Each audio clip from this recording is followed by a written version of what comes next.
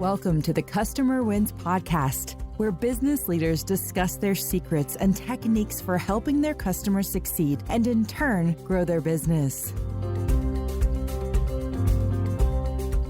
Hi, I'm Rich Walker, the host of the Customer Wins, where I talk to business leaders about how they help their customers win and how their focus on customer experience leads to growth. Our past guests have included Randy Cass, CEO of Nest Wealth, and Alan G. of Finlocity. Today, I'm speaking with Chris Wallner, partner and chief marketing officer at Chief Outsiders. And today's episode is brought to you by Quik, the leader in enterprise forms automation. When the last step to earning your client's business requires filling out paperwork, don't ruin your relationship with a bad experience. Instead, get Quik Forms to make filling out forms a great experience and the easiest part of your transaction. Go visit quikforms.com to get started. Now I'm super excited to introduce Chris. Chris is a technology and financial service veteran with a track record of major wins at startups to multinational firms. His approach is to bring transparency to marketing performance and skillfully build top-performing teams accountable for achieving superior, consistent results. Chris's clients have included global and regional financial institutions, investment and insurance services, staffing, construction, high-tech, and startups. Hey, even my company. And I know from experience just how much Chris knows and cares about winning customers because he did help us out at Quik over 5 years ago. Chris, welcome to the Customer Wins. Great to be here, Rich. Thanks. Okay, so if you haven't heard this podcast before, I talk with business leaders about what they're doing to help their customers win, how they built and deliver a great customer experience, and the challenges to growing their own company. Chris, I know this is what you help companies do so well, and we want to talk about that. But let me first start by asking you, what does your company do to help people? What we do is to really figure out what frustrates a leader or a leadership team about marketing usually, and to then dive into and assess what the problems are. As an outsider, we can do that fairly easily. It always starts with understanding what the customer perspective is, what the team perspective is, and where the competitors are. We then develop the strategy, then create the execution plan, and are there to execute the plan and then step away. It's really to put the company on track to a different trajectory for growth. Do you guys think of yourselves as fractional chief marketing officers, like the fractional CFO model? Yeah, there are a lot of similarities to the fractional CFO model, but at Chief Outsiders, the fractional CMO, we really see ourselves as part of the leadership team. We collaborate a lot internally. We conduct what we call peer reviews, where we might create a strategy, and then we'll go ahead and basically share that strategy with a peer group of CMOs and bring that feedback back to the company. So it's the collaboration, which is pretty unique to our company culture, that allows us to really kind of add a whole different level of value rather than just one, say, single shingle as part of a kind of a broader company. Yeah, I know that you guys did that with us too. You brought in experts in various areas to help us understand things. You also did the work. I'm not saying that you were just the captain of the ship, because you actually did a lot of the work, right? Yeah, no, absolutely. I mean, our job is to roll up our sleeves to figure out what needs to be done, and then to really set things on track, on the right path, and then bring in resources so that we basically can step out. It's not that we want to step out, but our job is to step out, to have, whether it's the right agency or internal resources, whatever is needed to really keep the company on that successful track. Yeah. So I imagine if other companies are like me or leaders are like me, I don't have all the skills in the world, and there's some things I just am not good at. What do you think are some of the top 3 challenges leaders bring to you that they're trying to solve? Well, the first is to have really good information to make decisions. And that really goes to the core topic. What we're going to really get into is getting that perspective from your customers. Their perception is your reality. So that's number one, getting that information. Number 2 is understanding kind of how to interpret it. What's real important. Number 3 is being able to prioritize of all the things that you can possibly do. What should be the first few things that you should do to really kind of get things that ensure that there's the greatest impact. So those would be the top 3 things. So I do want to get into more of that, but I also want to go back in time. what got you started on this path? Why did you want to join Chief Outsiders? You had this successful career. Why not just retire? Yeah, well, yeah, I may be old, but I'm not that old. So thank you for that.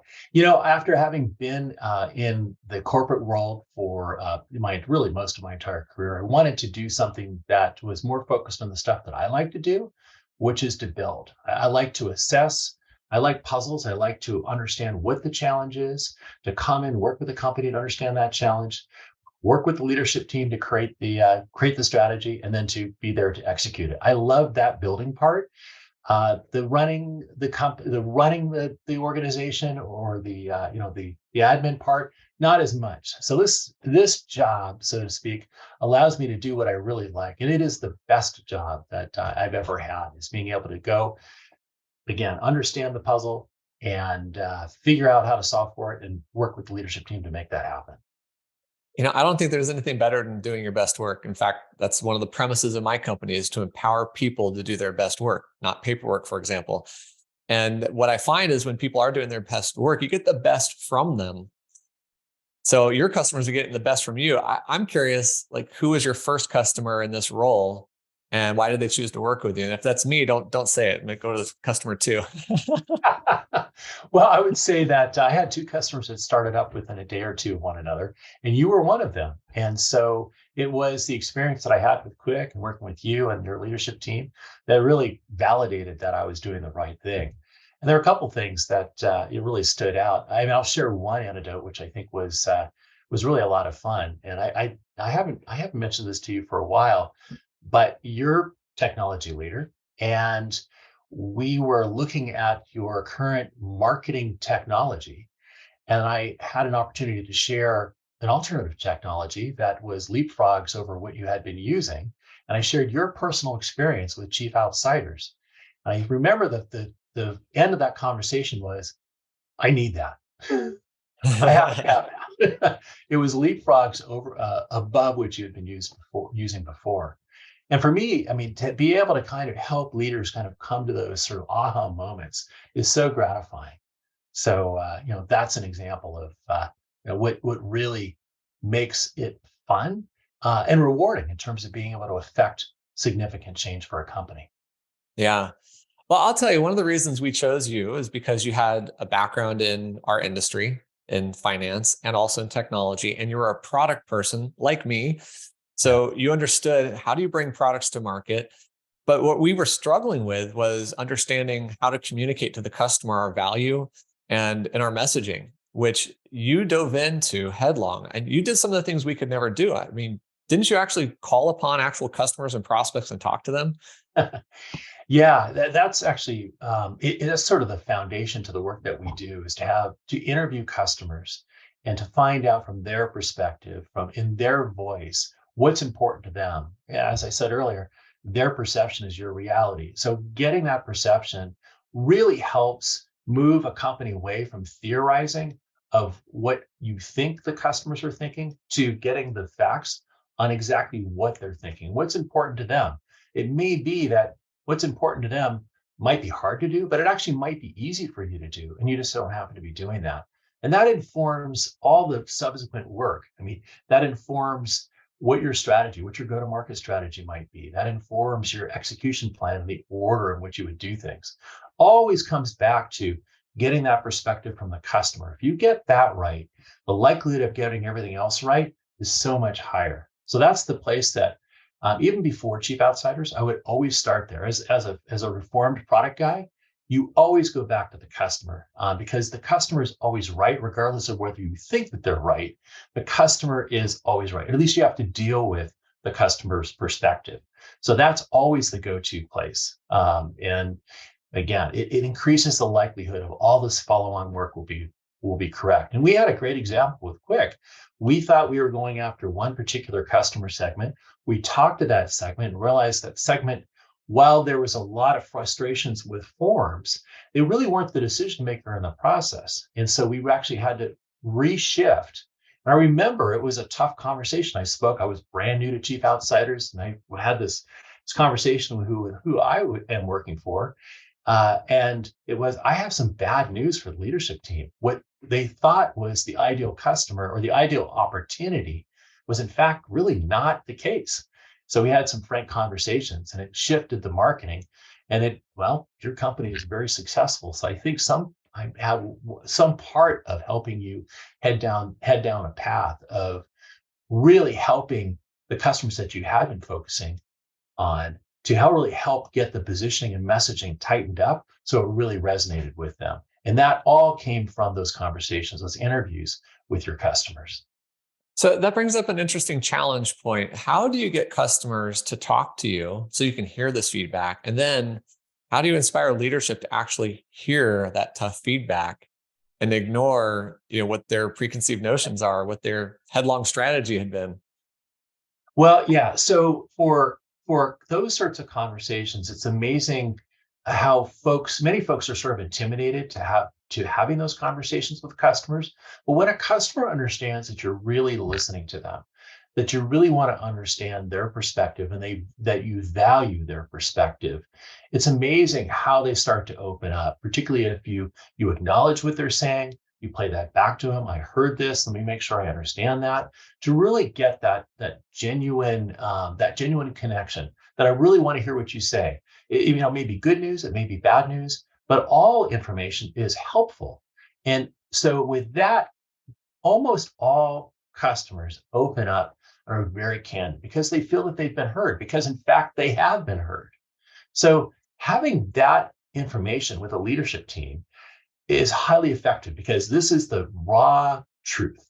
And there's some good news, there's some bad news. Obviously, one has to frame it up, but using quotes from those conversations, being able to translate, well, here is what we heard, and maybe here are some of the things that we can do with what we heard, and helping to sort of create the path for here's all this raw information, but here's how it might be translated into altering or changing some of the strategies and changing some of the plan. And it's a lot easier to do than I think a lot of people fear. I mean, it's simplest case is pick up the phone and call some of your customers. Another alternative is hire an outsider like myself to go ahead and do that for you, where I can ask some questions that maybe a customer might be uncomfortable with, how they might want to share information that might not be real flattering to the company or the leadership team. But whichever way you choose, opening that door and rather than theorizing that what might be on the other side of that door, opening that door to that information can't hurt a company. There's no downside to it, and it's amazing to me how few companies go through that door. So I love this theme about how people should be more customer centric. And really what you're talking about is if you talk to your customers, you become more customer centric. But I want to ask some really detailed brass tacks stuff here Mhm. because you said, yeah, pick up a phone. That's an easy thing.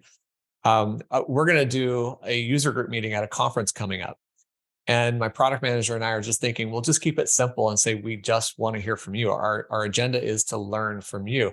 Is that simple enough? Do we need to bribe them with gift cards? What do we need to do to make them open up? Well, most of the time, the customers really want to have that next level of service. So there's this, I mean, there's selfishly, customers want to encourage a company to perform better for them, right?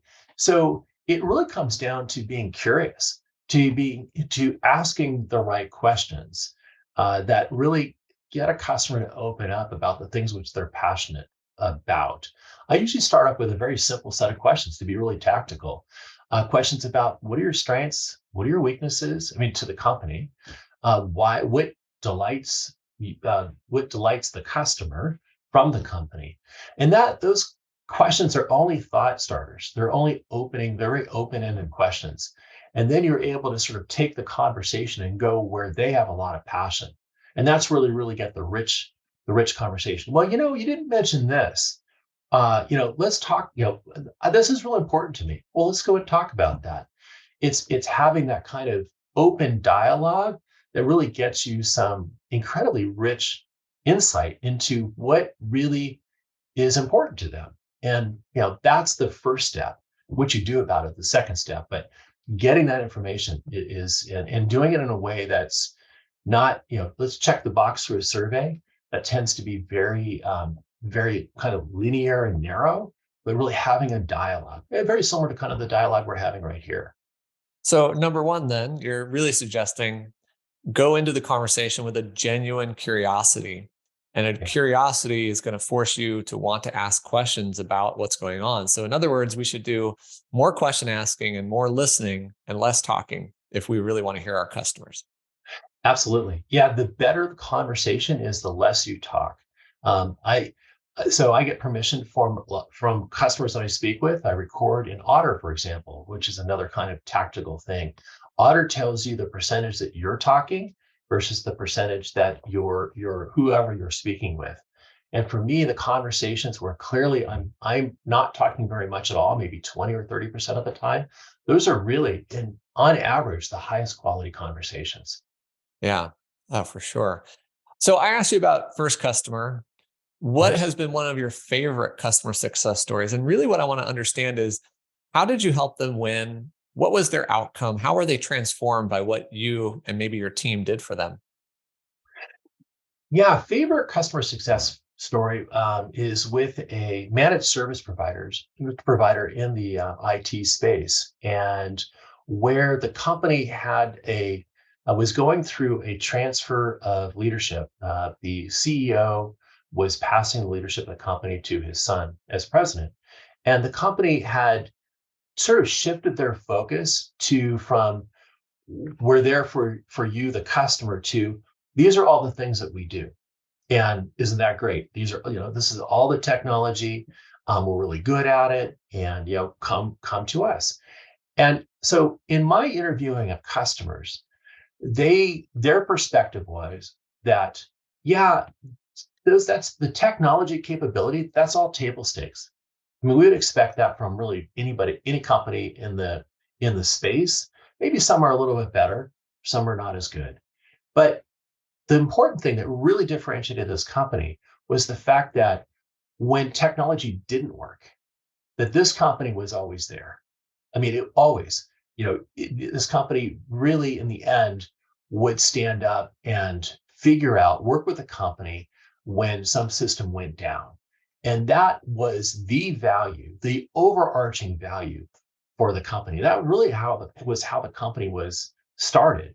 And what the marketing did based on those insights from customers is we went from a description of features in our marketing to really going to the feelings of, hey, we stand behind you. We're there. If things should go sideways, we're there. And actually the overall positioning is we have your back.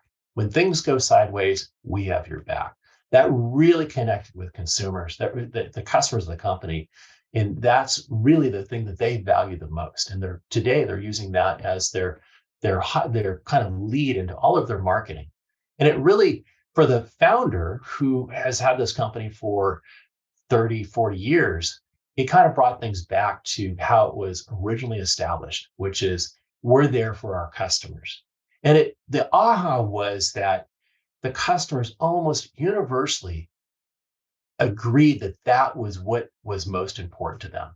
The Hmm. features and benefits of the technology, yeah, sure, that was important, but that didn't differentiate the company. It was the fact that when things go sideways, this company was there to support them. Man, I love that. You probably reinvigorated that leader too, because it got back to the roots of why they started their business. Absolutely. I mean, that was hugely gratifying to actually to both leaders, for the son to have kind of this level of confidence that that was what really mattered to customers. That got the company in the door to have a conversation about the technology at a whole different level. And for the founder of the company, it was, yeah, that was behind the original growth of the company. And now, as the company moves to the sun, that'll continue to propel the company on the next sort of phase of their growth. So I want to ask a question that's kind of percolating in my head around this. And the question is, what does it take to be customer centric? But I'm also hearing you talk about this, like listening to your customer is one of the keys. But now you're telling a story about a company that was doing the work for the company or their customers, but they weren't articulating it.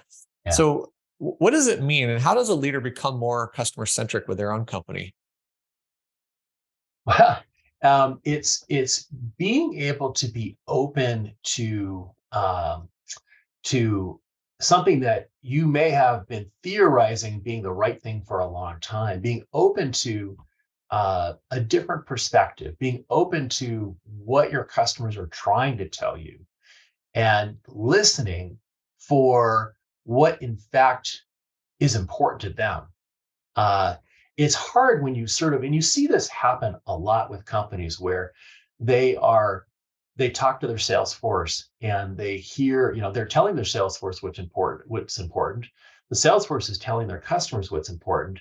And then you're asking your sales force to tell you what's important, and you're hearing the same thing. And it's this closed loop. You need to open up the loop to include genuine, candid, frank feedback from the customer. And that actually helps. I mean, being able to be open to this feedback and actually have a conversation about it in a very, in a very kind of honest way. And sometimes it takes an outsider to kind of help, kind of move that It forward. does. It Uh, does. that's critical. When companies have this sort of closed feedback loop, they get into trouble because the customer sort of gets lost in the conversation. And it happens, over and over again, big companies and small companies.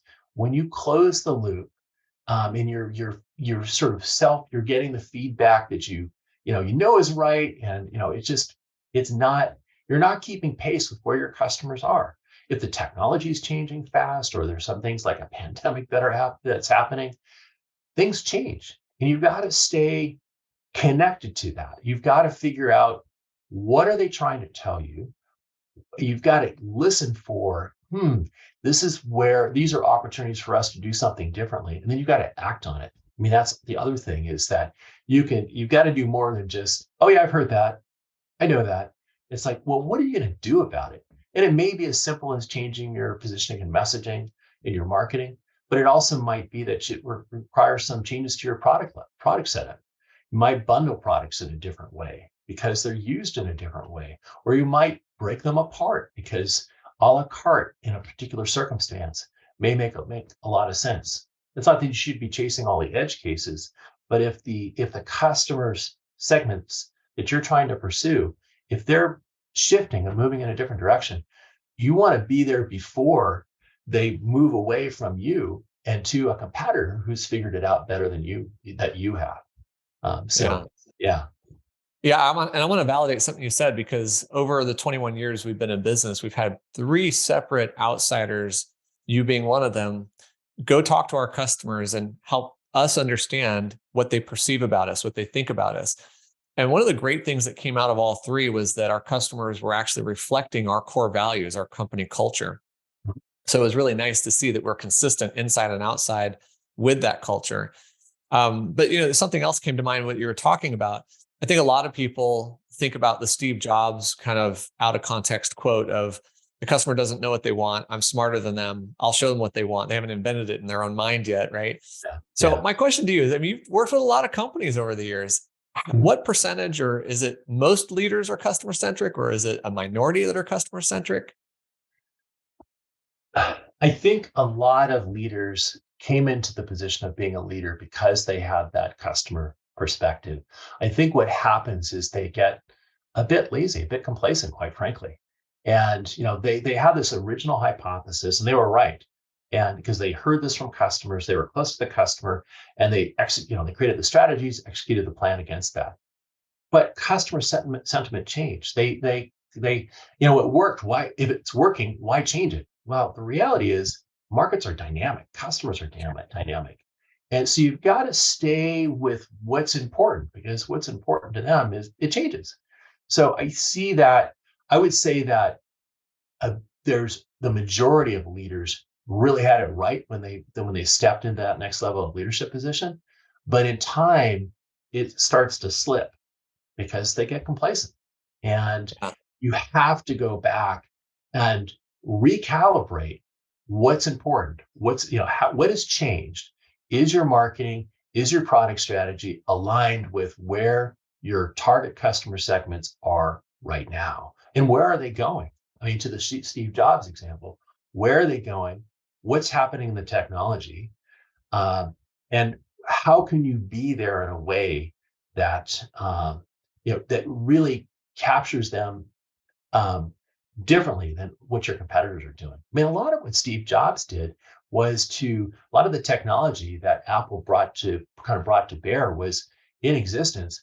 He just figured out a way to simply deliver it and make it easy for the customers to see how that technology could benefit them. I mean, that was kind of, in my view, sort of the magic of what he did. I mean, like MP3 players, it existed forever, or not forever, but for a long time. He just figured out a way to deliver it to make customers realize that, wow, I have to have that. I mean, I know it exists elsewhere, but it's simple and easy to use. I think that's Yeah. also the key is we sometimes forget that it has to be delivered in a way that's really easy for customers to use. But that's a whole separate conversation.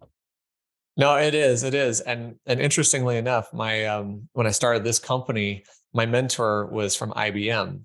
And when I showed him my software, he was like, "This is the simplest software I've ever used. You just made this so straightforward." Yeah. And I'm like, "Well, it's just forms, right? Pick a client, pick a form, fill it out, right? It should be simple."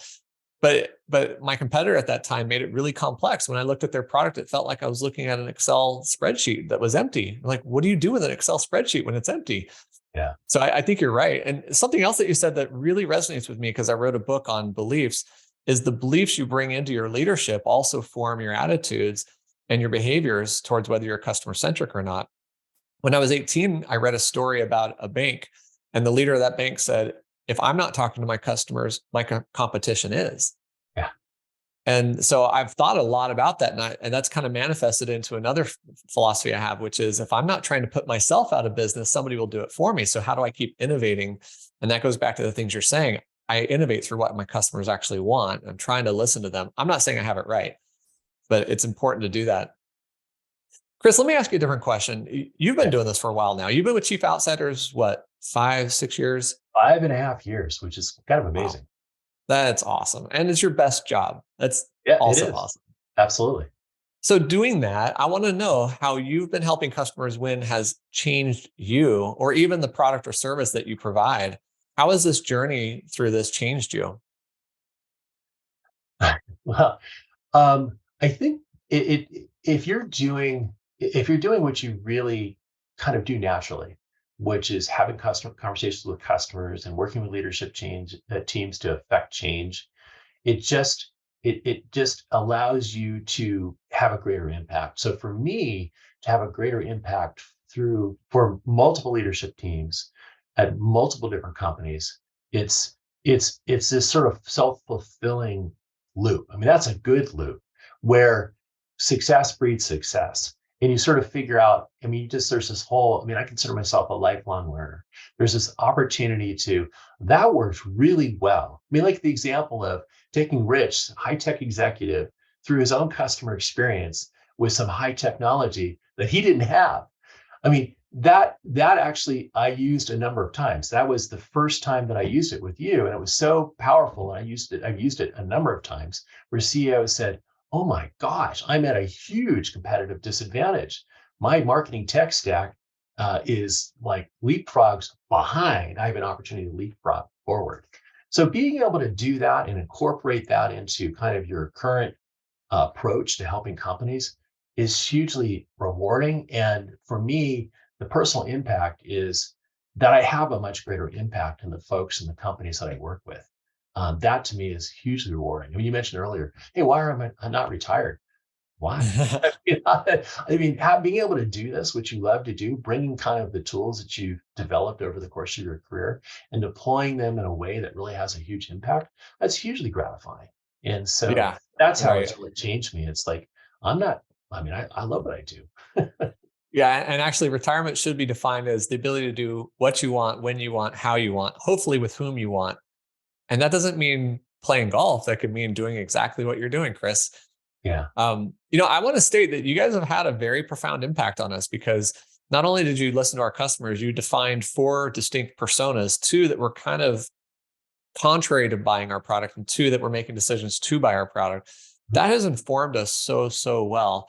Another transformation we did is we got into HubSpot CRM, and man, is that powerful for us. And it's so, so awesome. And you helped us do that. So I wanted to give clarity to the people listening. I mean, this has been transformative for our business and long lasting too. So thank you. Yeah, I was just going to say the personas that seemed to, I remember that with Rich, you and Don, where it all of a sudden took this sort of academic description of who your customers are, and it made it real personal. And it made it like you are not targeting this technology segment that has these characteristics. You're targeting Joe Smith. Joe Smith looks like this. And I think I used an actual customer of yours that you Oh, knew. this is a And great thing. You told us what car they drove. You told us how they dressed. You told what their aspirations were. It was mind boggling how much you figured out about these people. And it's not wrong. It's not perfect, but it's not wrong. I mean, it's one thing. It's like presenting to an audience where if you're trying to genericize your message, you're going to reach fewer folks. If you can zero in on who you really want to talk to, that makes your messaging so much more powerful because it's really closely targeted. I mean, it really resonates with those folks that you really want to have a conversation with, whether that conversation's about your products and services, their needs, hopefully in the reverse order, but that just elevates the marketing. That elevates the conversation, and that I know resonated with you and Don strongly. And it really, yeah, it continues to bear the benefit of we're not just talking to this massive, kind of nameless faces. These folks, this is what's important to them, right to that audience, not to this generic audience. Yeah. No, this is awesome. I want to change the topic a little bit and ask you a question that's been near and dear to me for a while, and it's becoming bigger and bigger in the marketplace, and that is artificial intelligence.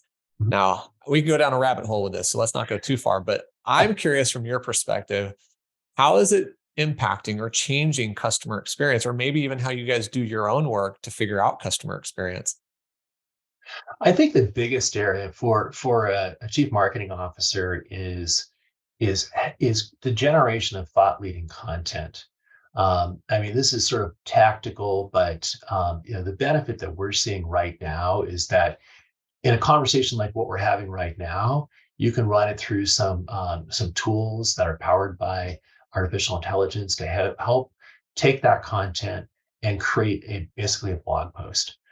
There's some neat techniques. It doesn't take. I mean, it can do a good job of authoring the content and put you in a position of being an editor.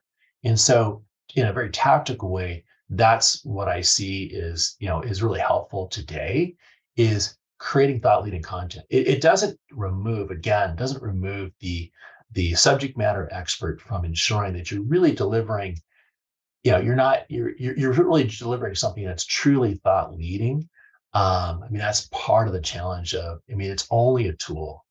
In the future, there are so many. I mean, that is a rabbit hole. I think just having this being able to sort of take kind of raw information and be able to distill it down with some of the whole artificial intelligence um, capability. I mean, where that can go is, I mean, it's just mind-boggling. And I'm excited to, be there on the leading edge, figuring it out as we all are. And I'm happy I look forward to bringing some of the coolness of what it can potentially do to customers.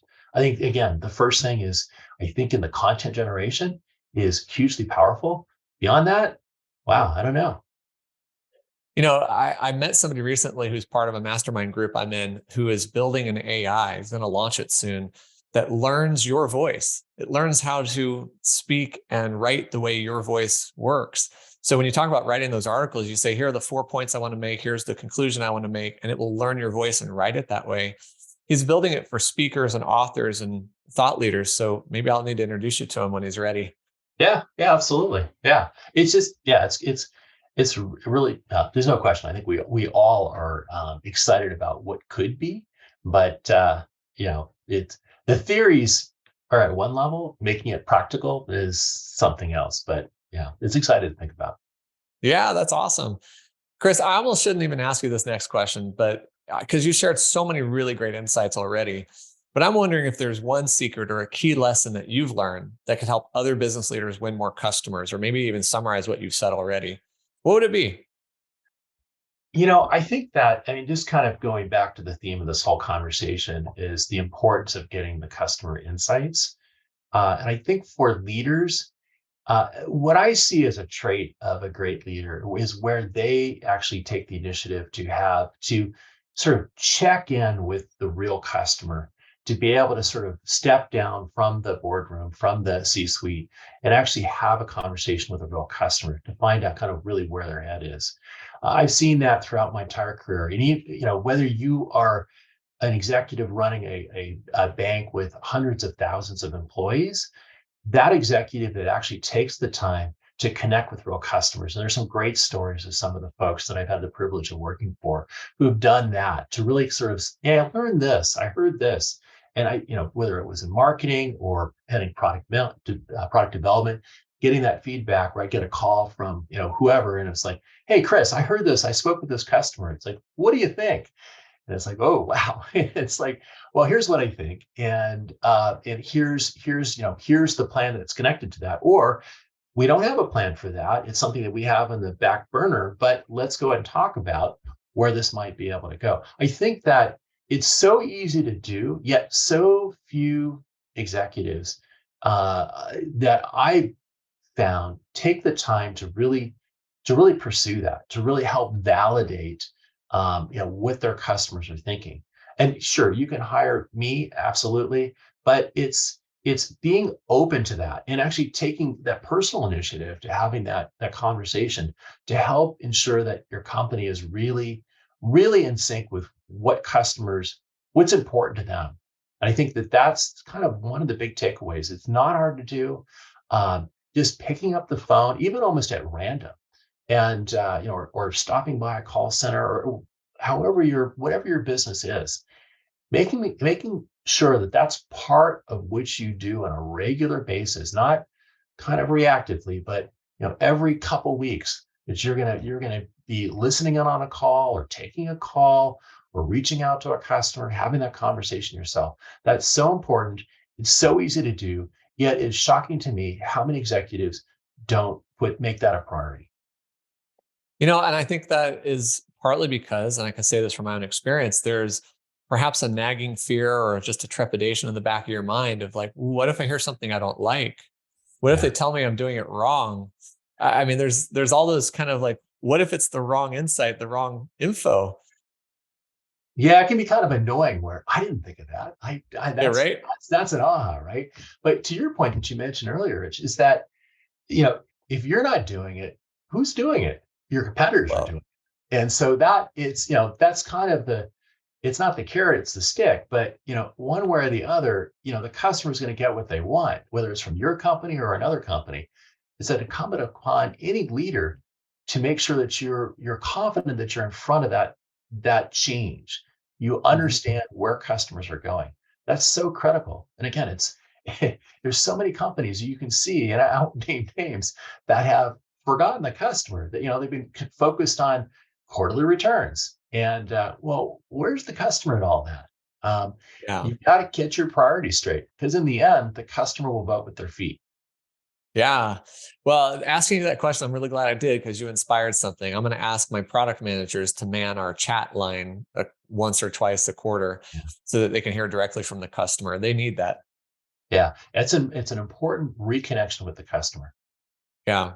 So, Chris, as we wrap this up, and thank you so much for all this, I do have another question. But before I ask, I want to help people connect with you. What is the best way for people to find you? Yeah, so I'm part of an organization called Chief Outsiders. So you can find me at chiefoutsiders.com. I'm Chris Wallner, and it's as simple as that. Awesome.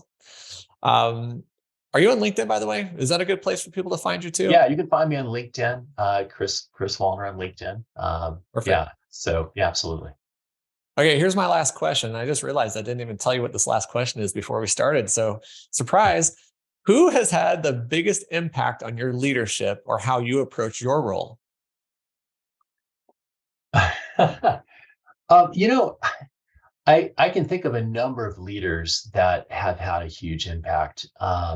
Boy, I think maybe the way to answer that question is just um, to comment on one leader that I've worked with recently, and where the leader had the courage to allow me to, and this was more strategic planning than marketing, but it still exists as a I think a great example.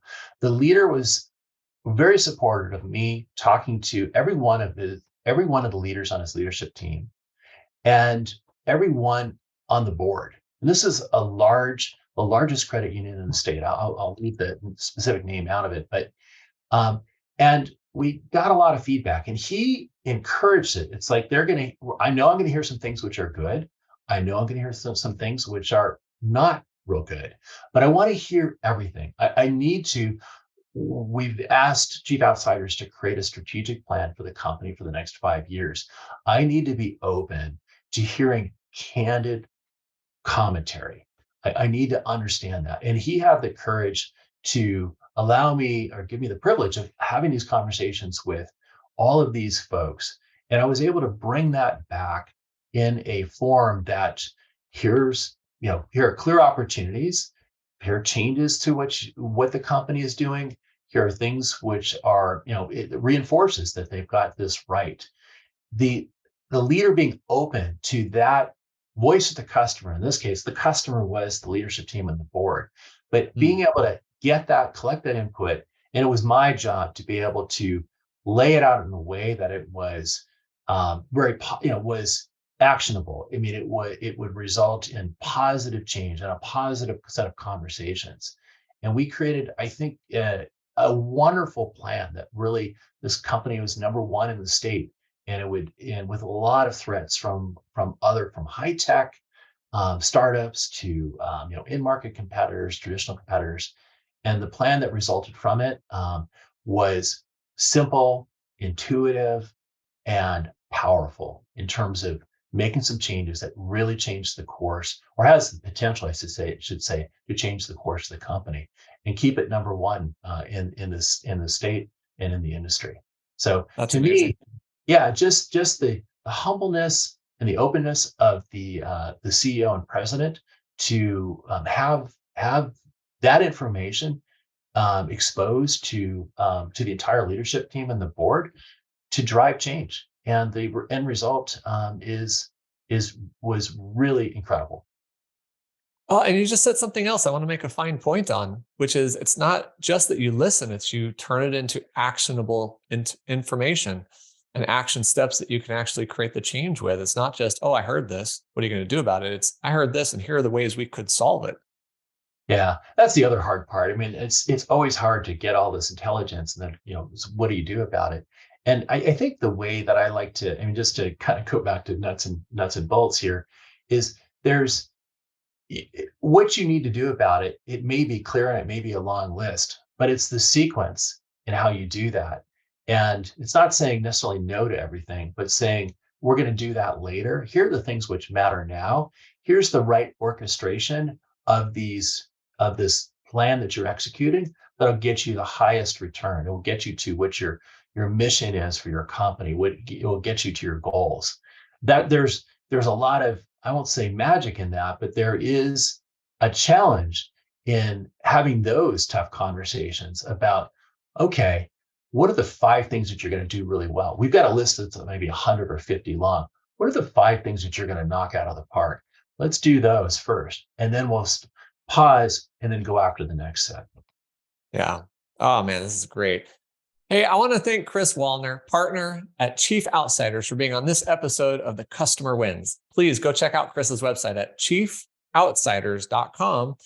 And don't forget to check out Quik at quickforms.com, where we take the work out of paperwork. I hope you've enjoyed this discussion, and will click the like button, share this with someone, and even subscribe to our channels for future episodes of the Customer Wins. Chris, thank you so much for joining me today. It's been such a pleasure.